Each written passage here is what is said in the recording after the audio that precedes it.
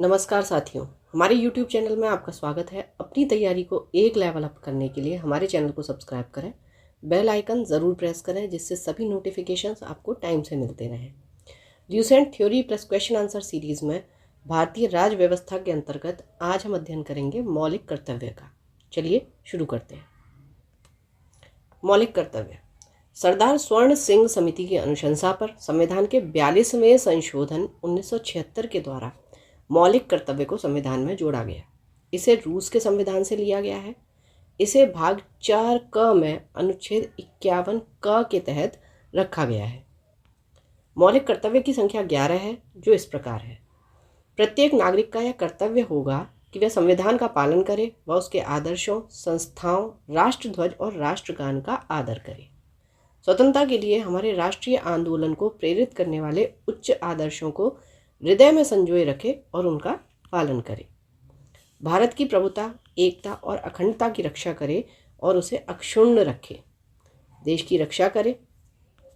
भारत के सभी लोगों में समरसता और समान भ्रातृत्व की भावना का निर्माण करे। हमारी सामाजिक संस्कृति की गौरवशाली परंपरा का महत्व समझे और उसका परिरक्षण करे। प्राकृतिक पर्यावरण की रक्षा और उसका संवर्धन करे। वैज्ञानिक दृष्टिकोण और ज्ञानार्जन की भावना का विकास करें। सार्वजनिक संपत्ति को सुरक्षित रखें। व्यक्तिगत एवं सामूहिक गतिविधियों के सभी क्षेत्रों में उत्कर्ष की ओर बढ़ने का सतत प्रयास करें।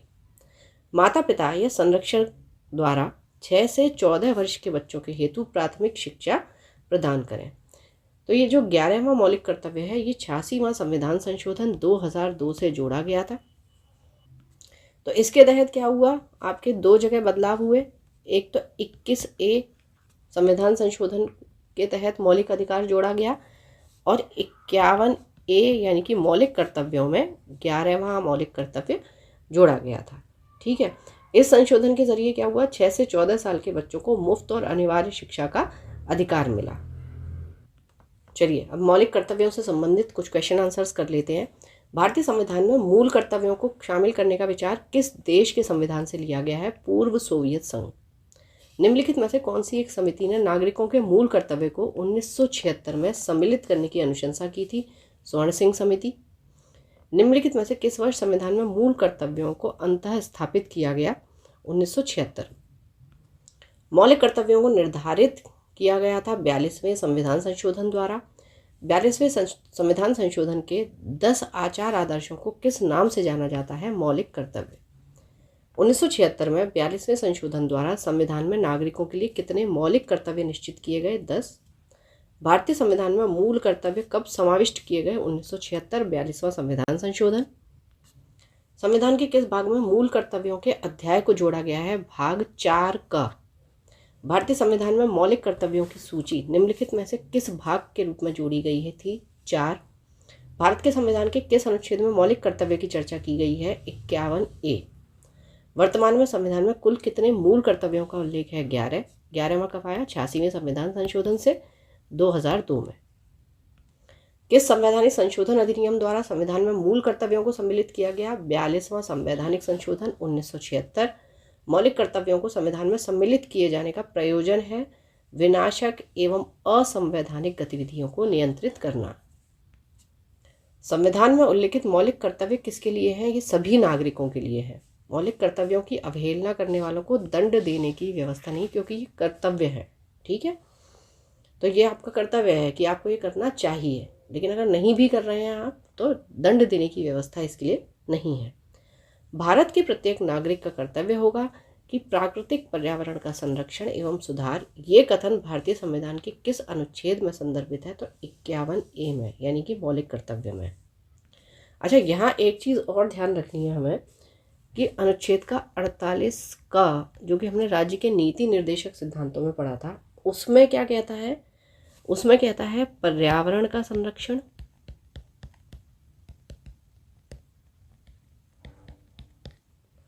तथा संवर्धन और वन एवं वन्य जीवों की रक्षा। ठीक है, तो कई बार क्या होता है, इन दोनों स्टेटमेंट में हम कंफ्यूज हो जाते हैं। ठीक है, तो अगर कर्तव्य की बात आएगी तो उसमें आएगा पर्यावरण का संरक्षण एवं सुधार। और 48 का यानी कि राज्य के नीति निर्देशक सिद्धांत की बात आएगी तो उसमें आएगा पर्यावरण का संरक्षण तथा संवर्धन और वन एवं वन्य जीवों की रक्षा। तो स्टेटमेंट्स को अच्छे से पढ़ना है कि कहाँ पर क्या दिया हुआ है। निम्नलिखित में से कौन सा एक मौलिक कर्तव्य नहीं है? तो देखिए, राज्य का आज्ञा पालन है, कानून का आज्ञा पालन है, समाज का आज्ञा पालन है, लेकिन करों की अदायगी मौलिक कर्तव्य नहीं है। निम्नलिखित में से कौन सा एक मौलिक कर्तव्य नहीं है? तो धर्मनिरपेक्षता का पालन करना नहीं है, संविधान का पालन करना है, देश की एकता और अखंडता की रक्षा करना है, सार्वजनिक संपत्ति को सुरक्षित रखना है। अब यहीं देख लीजिए, एक चीज़ और देखते हैं, ये हमारा 9वां मौलिक कर्तव्य है, सार्वजनिक संपत्ति को सुरक्षित रखना। और इसी के साथ अगर हम राज्य के नीति निर्देशक सिद्धांतों की बात करेंगे तो वहाँ पे जो अनुच्छेद 49 है, ठीक है, ये 9 में है।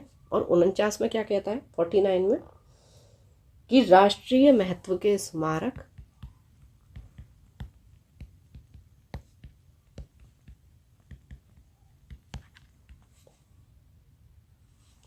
स्थानों एवं वस्तुओं का संरक्षण। ठीक है, तो दोनों लगभग ये एक से ही हैं, लेकिन यहाँ पर सार्वजनिक संपत्ति आ जाती है और राज्य के नीति निर्देशक सिद्धांतों में पूरा इस तरीके से दिया हुआ है। निम्नलिखित में से भारत में मौलिक कर्तव्य कौन सा है? तो हमारी मिलीजुली संस्कृति की समृद्ध विरासत को संरक्षित करना व महत्व प्रदान करना। निम्नलिखित में से कौन सा मौलिक कर्तव्य नहीं है? तो आम भाईचारे की भावना को उजागर करना है, वैज्ञानिक संस्कार का विकास करना है, भारत की समृद्ध विरासत का संरक्षण करना है, राष्ट्रीय उद्यमों का संरक्षण करना नहीं है। भारतीय संविधान में नागरिकों के मूल कर्तव्य के अंतर्गत क्या सम्मिलित नहीं है? तो ये धर्मनिरपेक्षता को बढ़ावा देना नहीं है, सार्वजनिक संपत्ति की रक्षा करना है, हिंसा का परित्याग करना है, भारत की सार्वभौमिकता, एकता और अखंडता को बनाए रखना भी मौलिक कर्तव्य में है। भारत के संविधान के अनुसार भारतीय नागरिकों के मूल कर्तव्य क्या हैं? तो राष्ट्रगान, ध्वज आदि का सम्मान है, वैज्ञानिक प्रवृत्ति का विकास करना है, राष्ट्रीय एवं सांस्कृतिक विरासत का संरक्षण एवं परिरक्षण भी है। तो सारे हैं। भारतीय संविधान के किस अनुच्छेद में भारतीय नागरिकों के मूल कर्तव्य शामिल है? अनुच्छेद 51A या 51 का। निम्नलिखित में से कौन सा कर्तव्य भारतीय नागरिकों के कर्तव्यों में शामिल नहीं है? तो देखिए, देश की सुरक्षा करना और आवश्यक होने पर देश सेवा के लिए प्रस्तुत होना है, राष्ट्रीय पर्यावरण की सुरक्षा और सुधार है, सार्वजनिक संपत्ति की सुरक्षा व हिंसा का परित्याग करना भी है, लेकिन सत्तारूढ़ राजनीतिक दल का समर्थन करना कोई मौलिक कर्तव्य नहीं है।